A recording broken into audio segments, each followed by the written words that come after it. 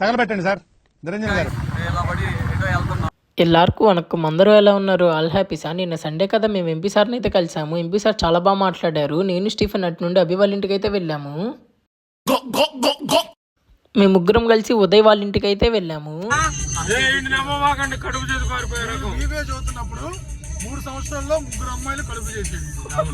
మీ gang లో కూడా ఇలాంటి బట్టే బాసులు ఉంటారు కదా, వాళ్ళని ట్యాగ్ చేయాలి. చిన్న సెకల్లో ఎవరా నీలా అంపిగాడు సైకిల్ కి ప్యాచ్లు వేస్తాడు, అయితేనే ఫేమస్. సూరిగాడు చెరుకు రసం అమ్ముతాడు, తీయకుంటదే. జిలానీగాడు దూదే ఎక్కుతాడు.